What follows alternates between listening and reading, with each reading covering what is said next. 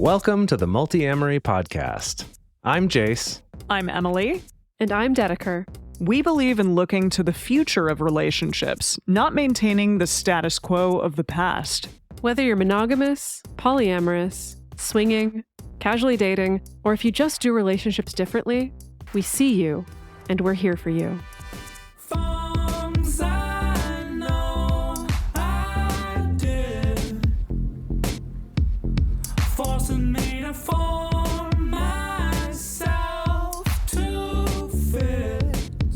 On this episode of the Multiamory podcast, we're talking to all of you out there who have just had a loved one tell you that they are non-monogamous. They may have said polyamorous or open relationship, or they're in the lifestyle, or they're a relationship anarchist, or a variety of other terms that are all types of non-monogamy, basically something other than monogamy. And maybe you're feeling confused, maybe you're feeling scared for their well-being. Maybe you've never even heard of the term polyamorous or non-monogamous until this very moment right here. Well, today we are going to go back to basics for all of you out there who might be new to the concept of polyamory, some tactics for how to react to your loved one's revelation, some things that are important for you to understand about it, as well as what you can expect for the future and how best to care for your loved one. So, some quick introductions just in case you've never listened to this show before, you have no idea who the heck we are. We've been creating this podcast since 2014. My name is Dedeker. I've been some flavor of non-monogamous since 2011. I also have been working as a relationship coach with primarily non-monogamous clients, individuals, couples, triads, and more since 2015. And I'm Jase. I've also been polyamorous for over a decade. I work for a fairly large company in corporate America where I'm not completely out to everybody, but I also don't keep it secret. And I'm Emily. I was non-monogamous for about 5 years. I started my non-monogamous journey with Jase, but I turned back to monogamy and have been in a monogamous relationship for the past 5 years. So on the show, we talk about a wide variety of relationship styles, and we are here to talk to you today about this very important subject. So if you out there have just been told by a loved one that they are coming out as non-monogamous and you want to hear more, you want to learn more and turn to this podcast today, we just want to tell you bravo. That's awesome. We really appreciate your curiosity. We so appreciate you being interested in this subject enough to want to come and learn more about it. And we also want to acknowledge that it's very possible that you're feeling a lot of really conflicting emotions. You're having maybe a challenging time with this. Maybe this isn't exactly what you thought your loved one's life would look like. And you want to hear more about it. You want to figure out, hey, is this really something that's going to be okay for my loved one or not? There's a lot of reasons and a lot of things in our society that cause us to feel like compulsory monogamy is the only normal and okay way to exist in relationships. It really permeates our books, our media, our news, songs. Basically, it's everywhere out there. And monogamy is wonderful and the choice of most people out there. But it's not necessarily the right way to do a relationship for absolutely everyone. We wrote a book recently called Multiamory: Essential Tools for Modern Relationships, and we have a quote from that book from a person who does a lot of work as well in the non-monogamous space named Michelle High. And she said, 8 billion people cannot fit under one way of living. While it can feel daunting, it's helpful to remember that relearning will not happen overnight. Everyone's timeline is different, and the least we can do is remain actively curious. Why are you in the relationship you're in? If no one cared or judged you, what would your relationships with others and with yourself look like? Are these structures serving you, or are you serving the idea of these structures? So today we just really encourage you to listen to this podcast with your ears open, with your heart open, and hopefully you'll learn a little something about this today. Our show and this episode in particular aren't about proselytizing the merits of non-monogamy or trying to convince you of all the reasons why you yourself should try out non-monogamy. If anything, in my line of work, a lot of what I'm doing sometimes is telling people that non-monogamy is not the right choice for them, or for the relationship at this particular moment in time. We do just encourage you to realize that there may be many reasons why someone might choose to be non-monogamous, and there may be many reasons why that choice might ultimately serve their life and their personality better in the long run. So we're going to start by talking about what non-monogamy is all about exactly. We're going to look at some statistics. Yeah, so just to start off, let's define some terms. Let's be scientists here and define what it is that we're talking about. So first of all, what is non-monogamy? We've mentioned this a little bit so far, but essentially non-monogamy is this umbrella term for any kind of intimate relationship that does not strictly adhere to the standards of monogamy, particularly the standard of having only one person with whom you have sex, love, or display affection. So the term non-monogamy in general just means not monogamy, right? So anything outside of a particular definition of monogamy. When most of us talk about non-monogamy, though, what we're referring to is something that in research is usually called consensual non-monogamy. And the reason why that consensual part is put on the beginning is that everyone involved in it consents to it and is aware of it. So when we say the term non-monogamy on this show, we are referring to consensual non-monogamy. So that means that does not include cheating or someone having secret other partners or things like that. Even within non-monogamy, it's possible to cheat. That's still a thing that can happen because effectively cheating is just saying we had a particular agreement about how our relationship's going to go. And I think for many of us who haven't questioned it yet, it's just we're in a relationship. So by default, there's an agreement that we're going to be monogamous if we haven't talked about it being otherwise. And if you break that agreement, that's a violation of trust. That's cheating. So within non-monogamy, that can still happen. It might look a little bit different, but it's still that we agreed something, there were some expectations, and now I've broken those. So I did want to clarify a few things there. So when we say non-monogamy, we mean consensual non-monogamy, where everyone involved knows about it and consents and agrees that their partner is going to be with other people, or they're going to be with people together, or whatever it is, and that it's not the same as cheating, and that we also look at that as that's something to avoid in relationships because it's not healthy. Now, if you've gone down any Google rabbit holes about this already, you may realize there's a whole boatload of terms out there and labels. You know, we've previewed some of them: polyamory, open relationship, swinging, all kinds of different terms, labels, different practices, things like that. We're not going to get super granular in this episode going through every possible label or term. If your loved one has thrown a particular term at you or a label at you that you're not sure, probably the best thing is to ask them what that label means to them. And then if you still want to go down a Google rabbit hole to see how other people define it, you can do that as well. So for the purposes of this episode, we're just going to be working with the big umbrella of non-monogamy that includes many different labels, flavors, and practices. Something we specifically wanted to point out is that many people will interchange the terms non-monogamy or polyamory with polygamy. And that's pretty common because a lot of people do have an understanding of what polygamy is. Like we hear the word polygamy and it brings to mind a bearded man named Ezekiel with a bunch of child brides. So polygamy is a particular practice that has happened the world over. It's generally a married relationship where one man marries multiple women.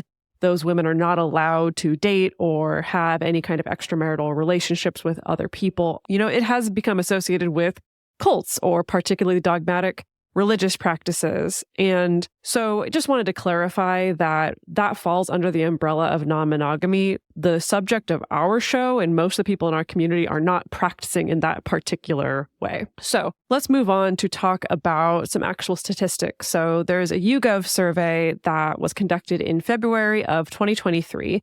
They surveyed 1,000 Americans and asked them to rate their ideal relationship style. And they created a scale where the scale went from 0 to 6. 0 meant total monogamy and 6 meant complete non-monogamy.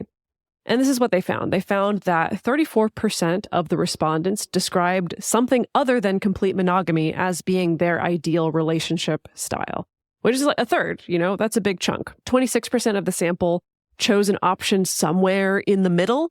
So somewhere between a 1 and a 5, you know, not total monogamous, but also not totally non-monogamous.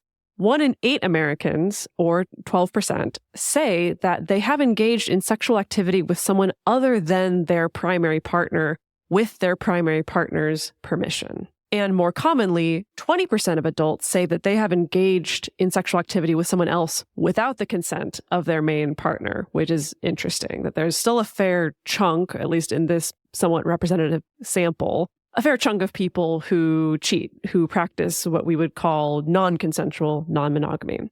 There have been many studies and surveys like this over the years, but it's estimated that there's probably about 5% of the adult population in the US that is currently engaging in some form of consensual non-monogamy.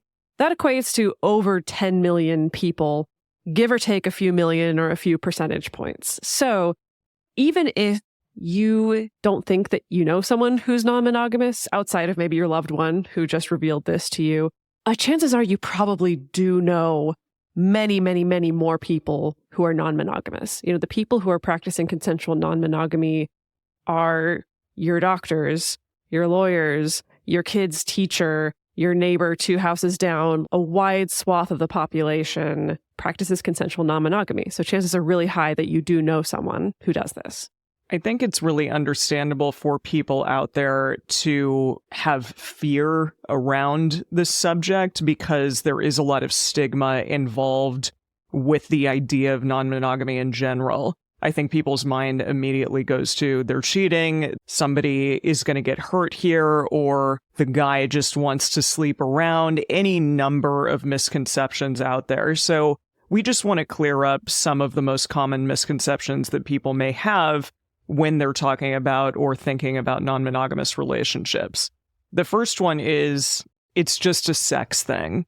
I have heard a lot of people out there, especially I know Jase and my initial coming out story when we talked to some friends and family about being non-monogamous, they uttered the words, well, why don't you just keep it to yourself? Isn't that just like a thing that you do in the bedroom? And it's not, actually. It is a relationship lifestyle. It's a form of relationships, and you wouldn't necessarily just keep your monogamy in the bedroom or to yourself, for instance.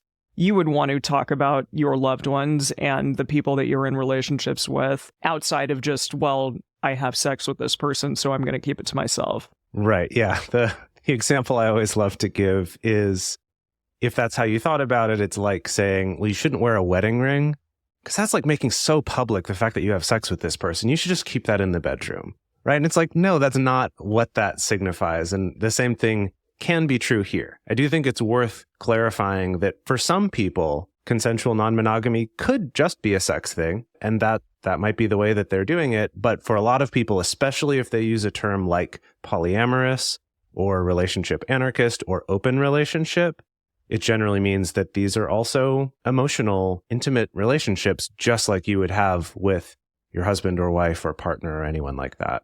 The next misconception that I think is really prevalent for a lot of people is this notion or idea that if you add more partners to a relationship, then that means everyone's going to get an STI.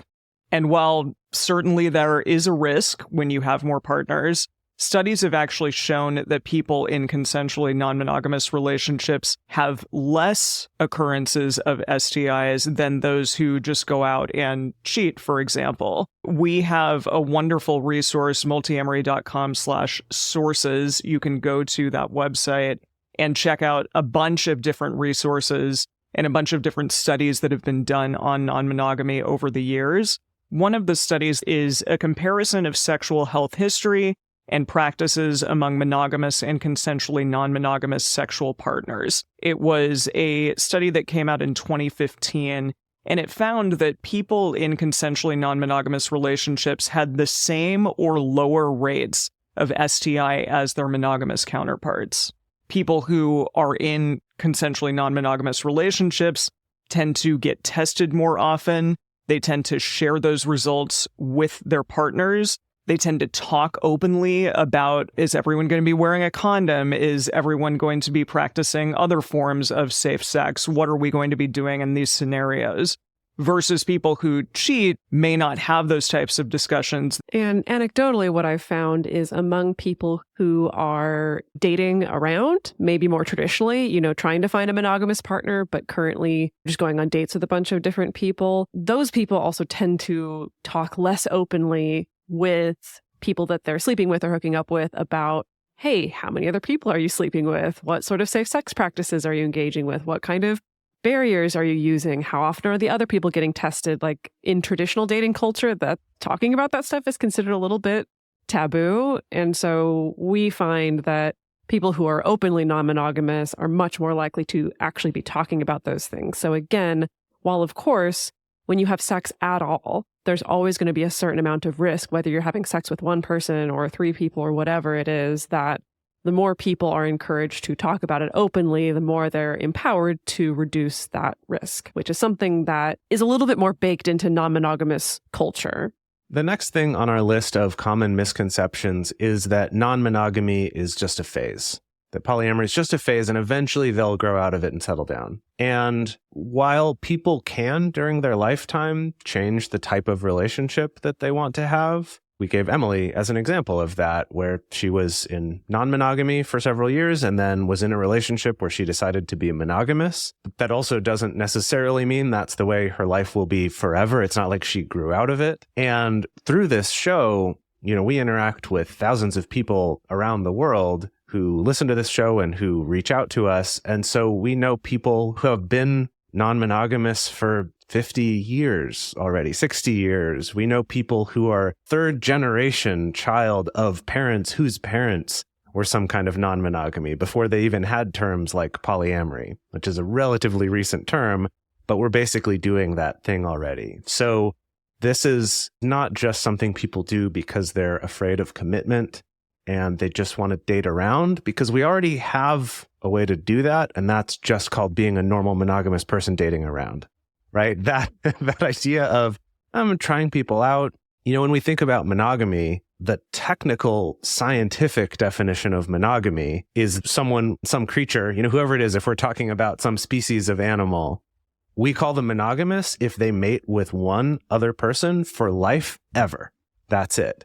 And we as humans are not that. We don't fall into that category. Most of us will have multiple consecutive monogamous relationships during our lifetimes. Hopefully we have one that's healthy and lasts a while if we want to be monogamous. But for most of us, that's not the case. It's actually very rare to find anyone who's only had one romantic partner their entire life. Especially nowadays. I honestly think even before it was more true than people admitted, because there's, again, a lot of the stigma and associations with it. But anyway, the point here is that there are already plenty of ways to date around and see who's good for you if that's what you're looking for. And non-monogamy, where you're doing it intentionally, actually takes a lot of commitment. It takes a lot of willingness to have really honest and vulnerable conversations with your partners, really introspecting yourself of what do I want here? How can I show up in this relationship well?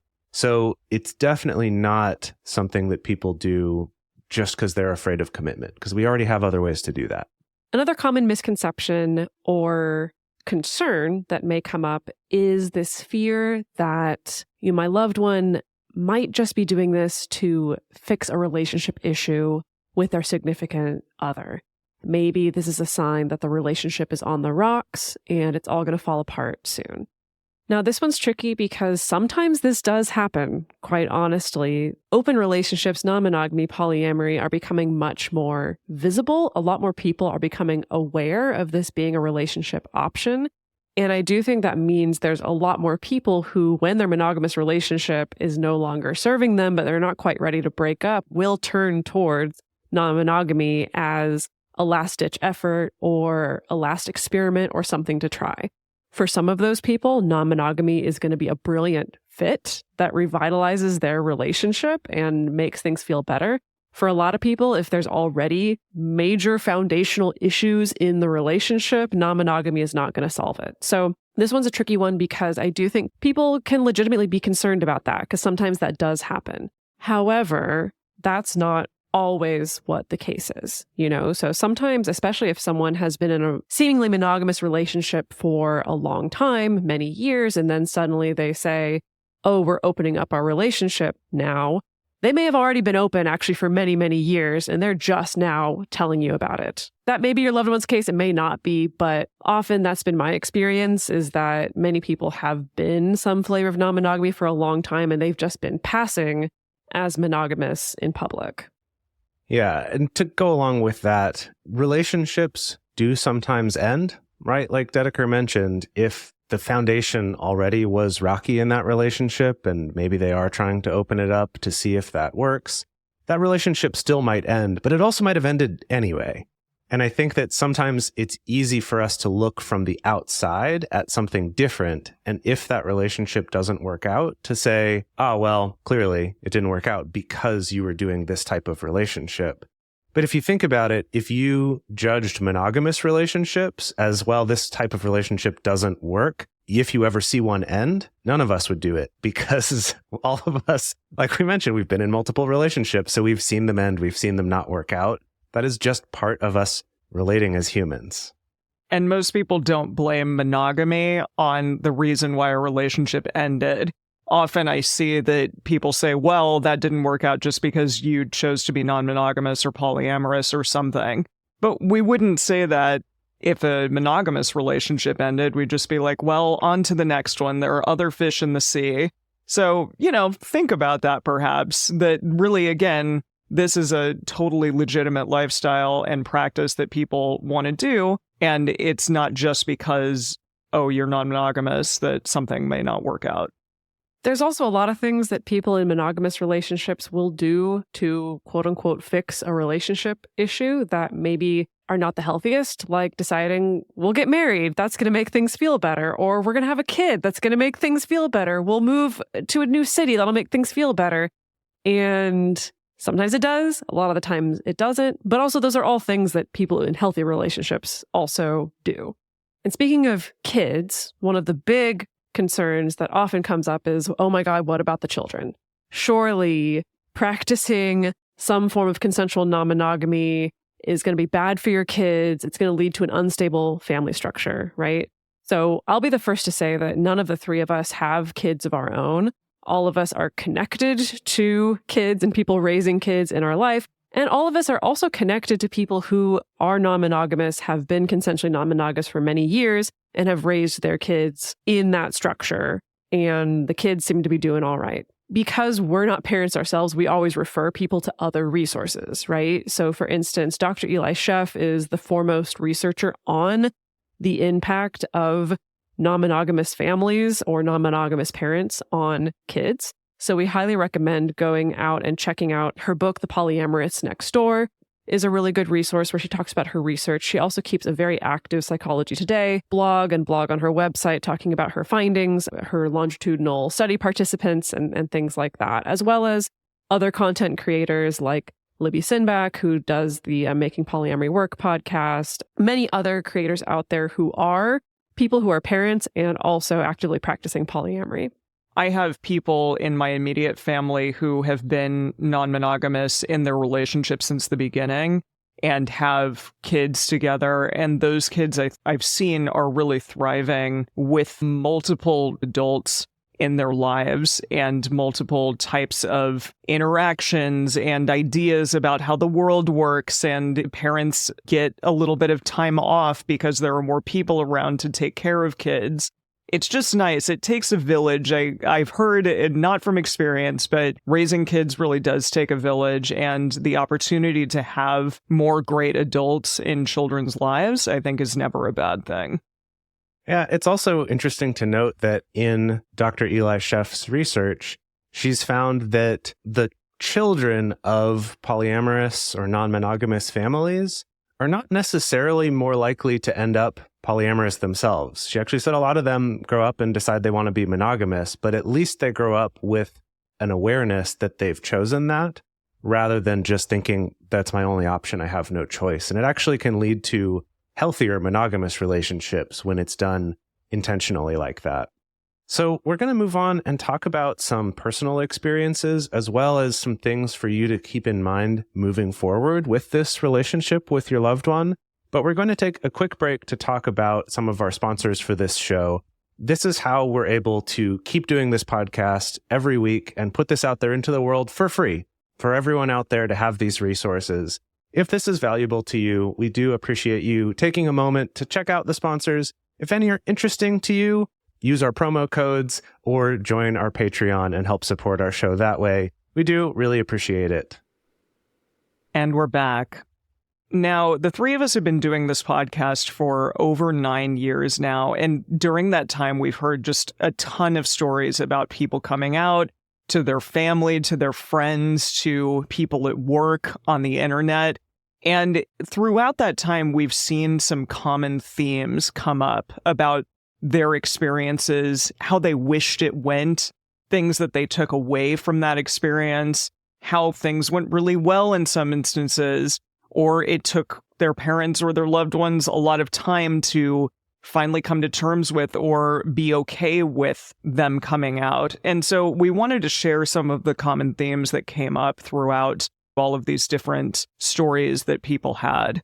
So the first theme that I saw is that a level of comfortability around non-monogamy for some people is just simply going to take time.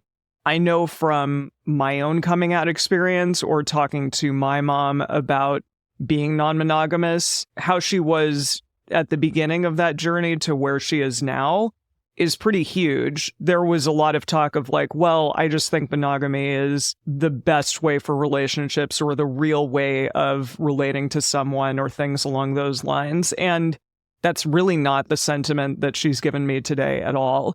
I think she really sees non-monogamy as a very valid choice and something that can make people really happy. And I love hearing from our listeners that their parents have over time or their friends over time have said, this person that came out is so much happier, so much freer, so much more themselves now that they're living in this non-monogamous lifestyle that makes them feel like they are fully who they are, who they were meant to be. And I think that's huge. That may be something that you experience over time as well with this person who just came out to you.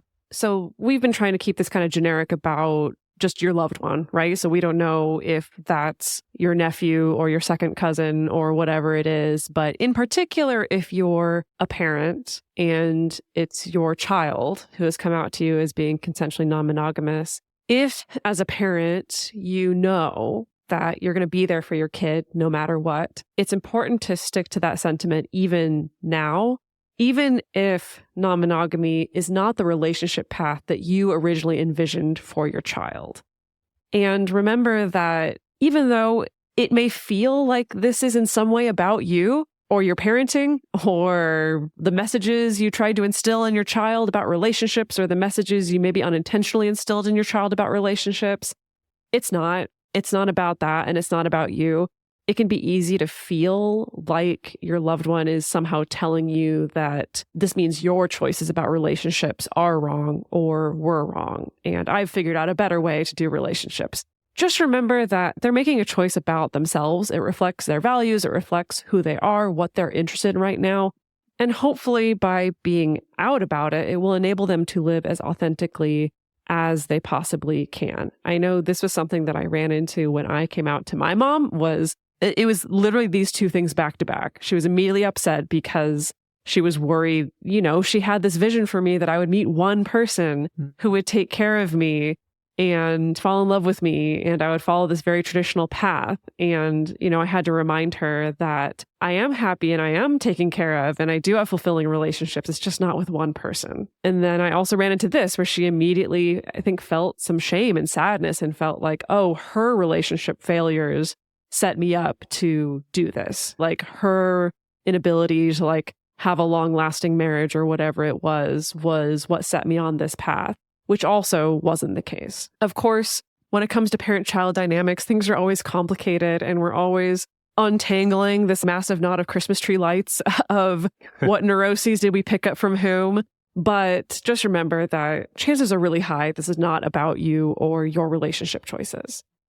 The next theme that came up was about when you have questions. So first of all, looking up resources like this one that are trying to give sort of a broad overview of everything is great. I think that's a great first step to get familiar with the overall shape of what this is. If someone says they're monogamous, you might think, I know what that is. But to one person, monogamy might mean when we get together, we go and we literally tie a rope between ourselves where we're never more than a few feet apart from each other and live out in the countryside together for the rest of our lives. And this is basically the only person I really interact with much anymore. Honestly, like for some people, that's what monogamy means.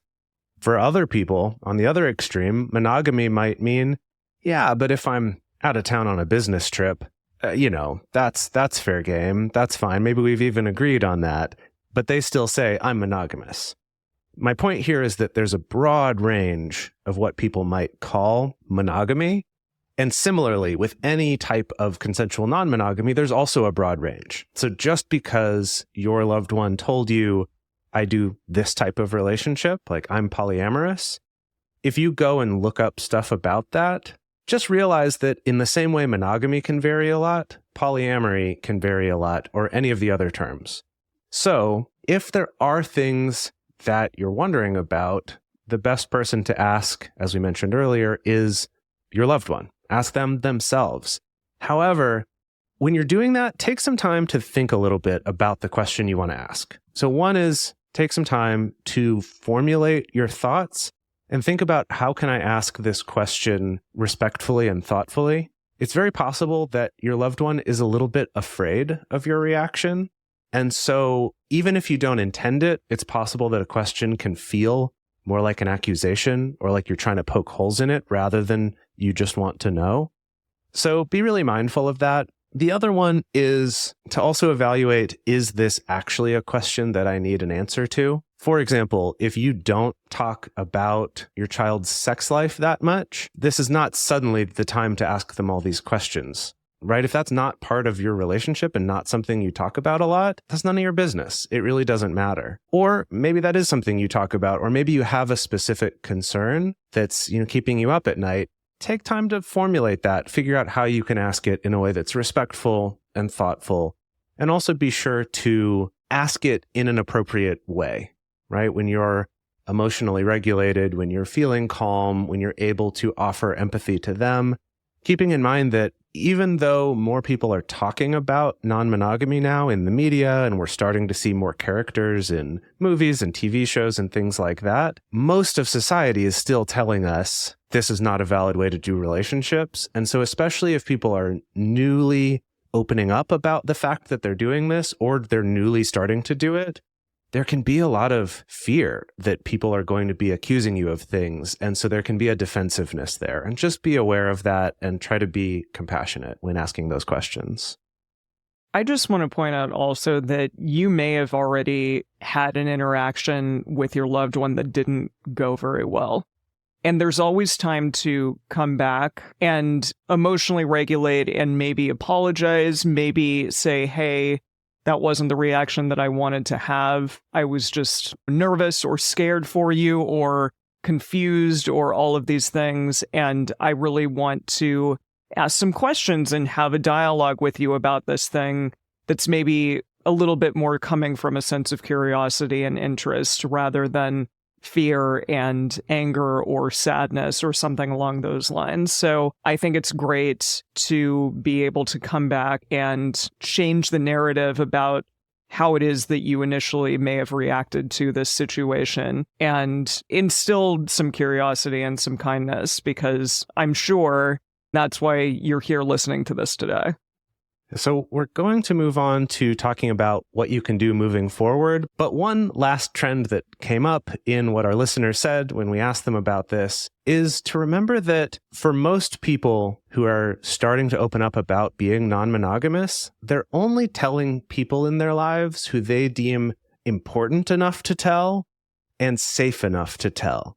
And so if you're one of those people, congratulations. Realize that that was a big step, and that means you are an important person and someone whose opinion really does matter. to this person who came out to you. So just realize that, and that they want to be open and honest with you, and they want to have a more honest connection with you. And that's something to celebrate.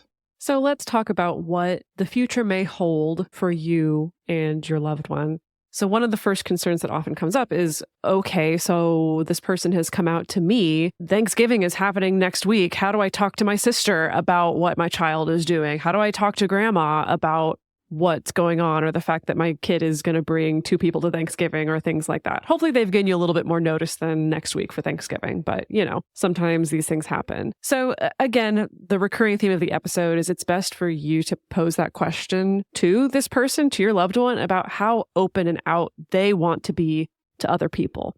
Remember, as Jay said, there's still a lot of stigma. There's still a lot of misunderstanding. There's still a lot of labor and effort that has to go into being out and having conversations about these things.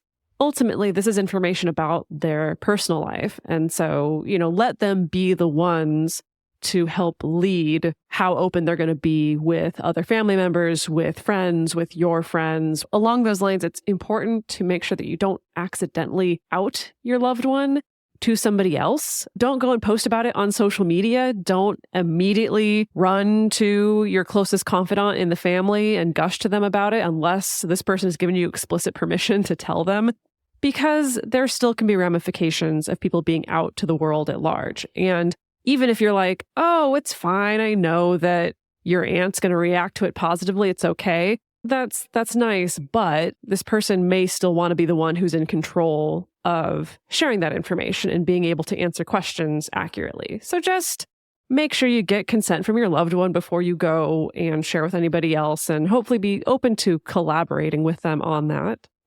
We have heard from some people, however, that being out as much as possible is a way of them living as authentically as possible. So they may encourage you, tell everyone, go for it, I don't care. You may have to gauge your own levels of comfortability in terms of being out.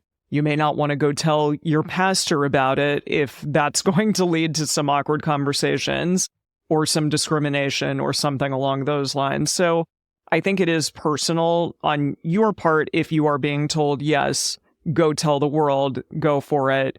But if you're not, then definitely be respectful to your loved one's wishes, because there may be some issues with them coming out, especially if you live in a more conservative area. And also, along the lines of going to family gatherings, things like Thanksgiving, your loved one may have multiple partners. And we definitely encourage you to consider extending an invitation to all of those people when you are asking them to come to a gathering. And that just is acknowledging, hey, there's not just one real partner, the person that they opened up with, or one particular person that you really have connected with or like.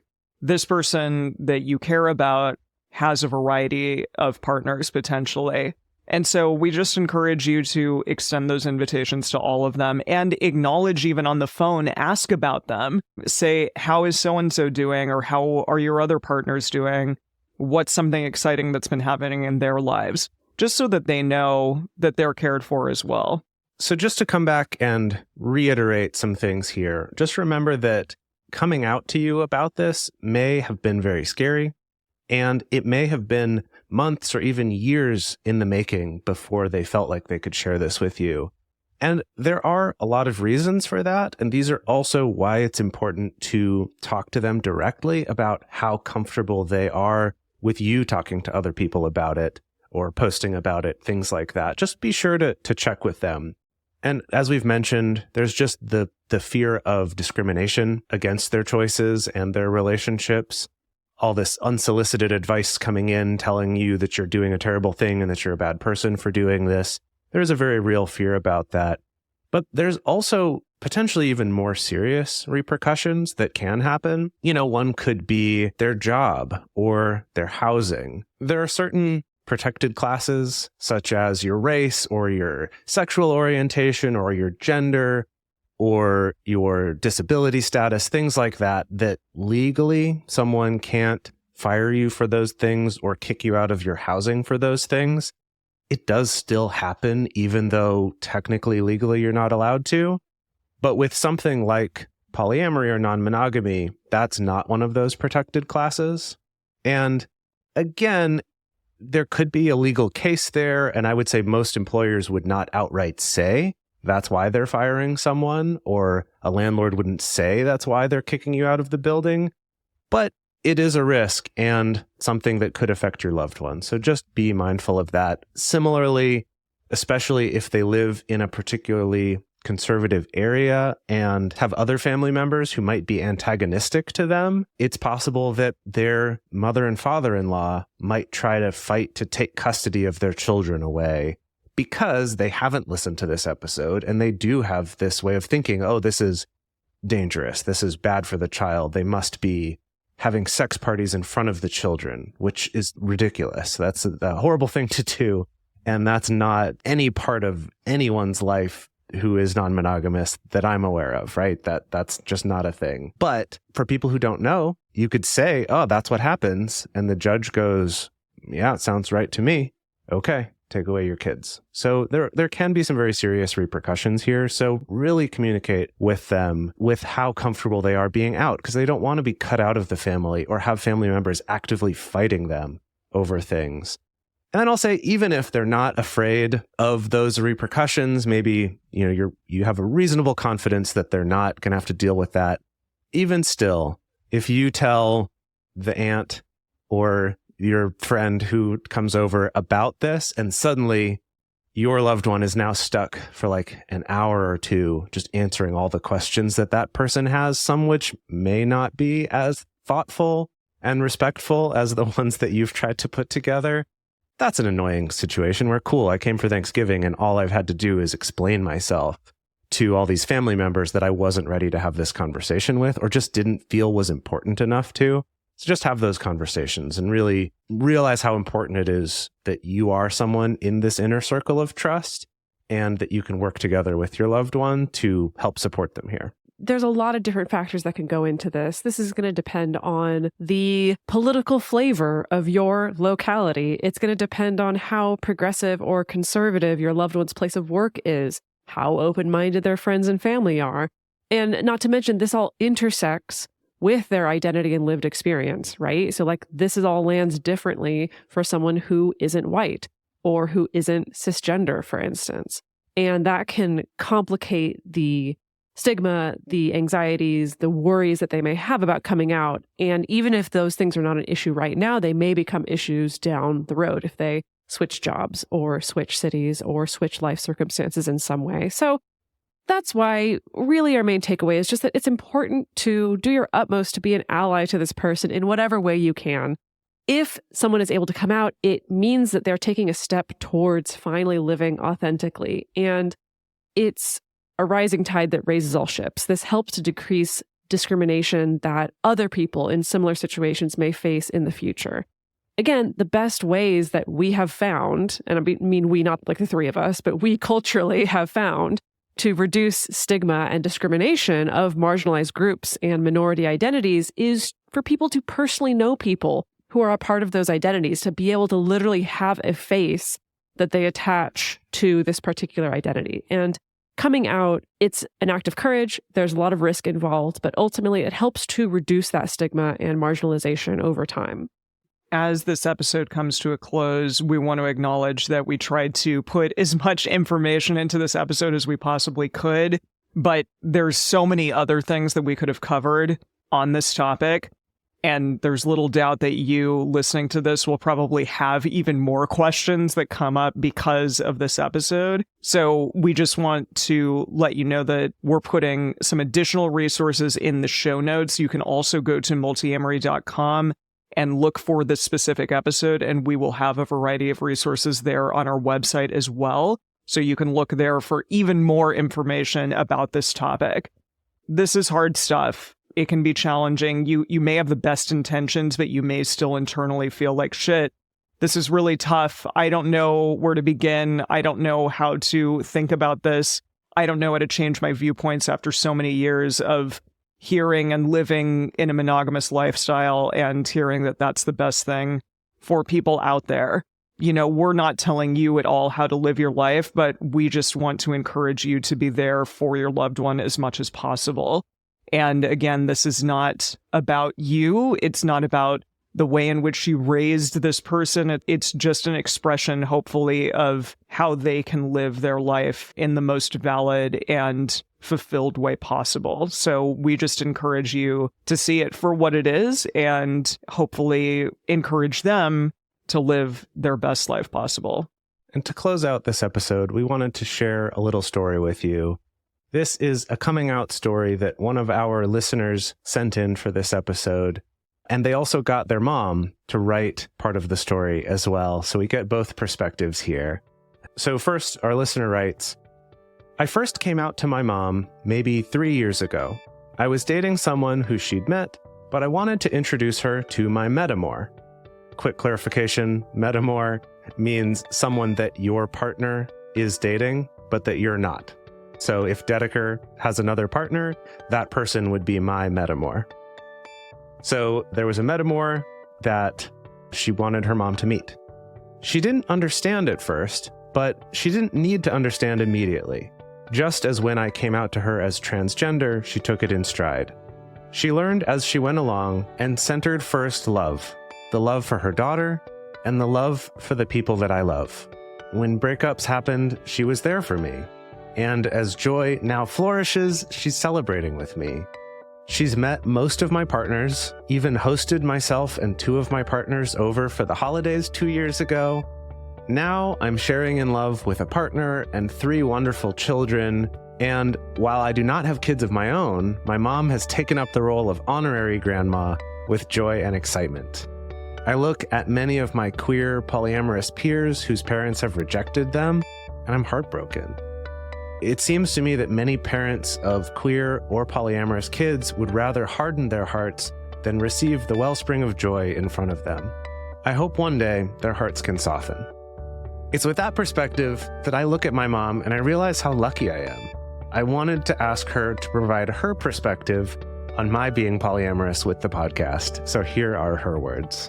Okay, I will be playing the role of the mother.